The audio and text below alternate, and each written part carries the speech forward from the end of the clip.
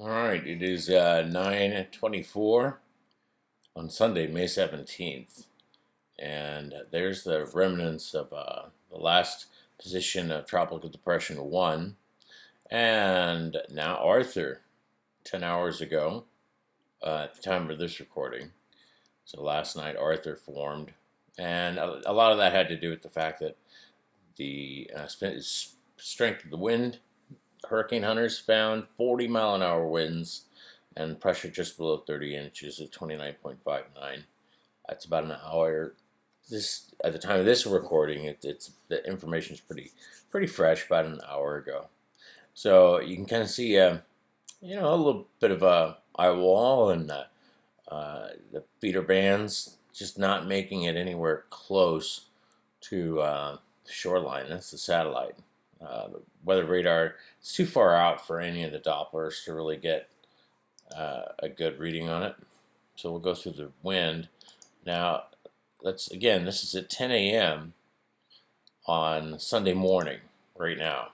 And we're going to go over the models. This is where Arthur is according to the National Hurricane Center. What we're going to do is we're going to show you all the different positions and get the isolines up there and get everything all set up, and then do some forecasting. So the European model had the center of low pressure, fairly close to where Arthur's being reported. If you remember where the satellite is, if that's where the wind is, we're doing pretty good. So if it thinks it's there and it's there, then we're not too far off. Okay, so we're going to go back to wind.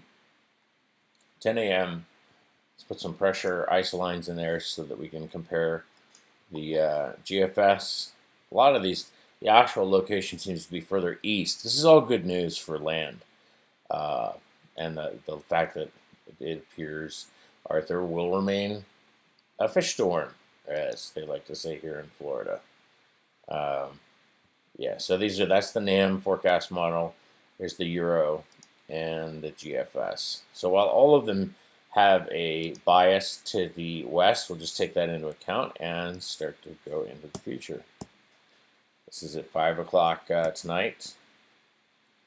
And we're starting to get out of the range. Now again, this is not a forecast model cone or any of that. This is the actual track of the eye wall that I'm showing you there.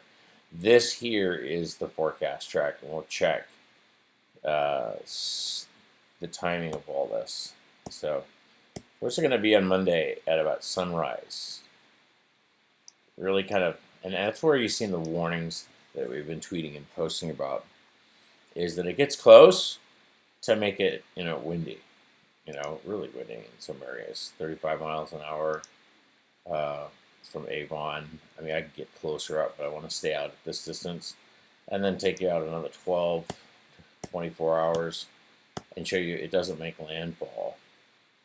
Well, it's not projected to. I mean, this is 8 p.m. on Monday. It's a fast mover. By Tuesday at 8 a.m., it's way off out and into the Atlantic. That seems to be the agreed consensus with the GFS as well. So if I go back in time, GFS handling a little bit more hourly. GFS has more of a, if I go back to Monday,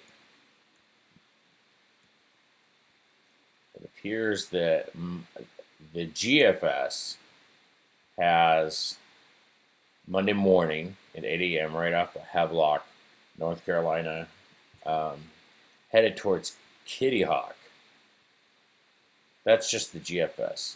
If I looked at this at the same time Monday at 1 o'clock in the European, it's still offshore. But it doesn't mean it's not windy. Kitty Hawk's looking at wind speeds up to 23 miles an hour and gusts beyond that. We can do wind gusts this time.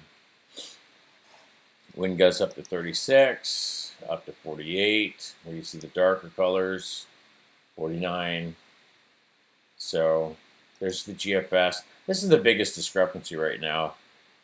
Is you get to that 24-hour mark, I'd say 24 to 36-hour mark, and that is, where is it? Where will it be? Will it be inland like at 11 a.m.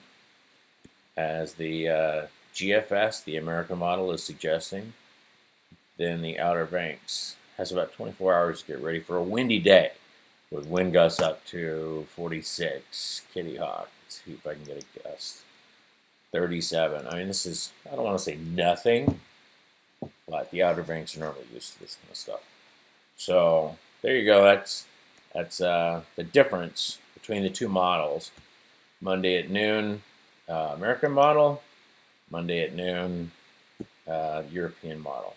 European model wants to take it all the way out to about here on Tuesday, whereas the American model kind of rides up along the shoreline a little bit more than that. All right, thanks.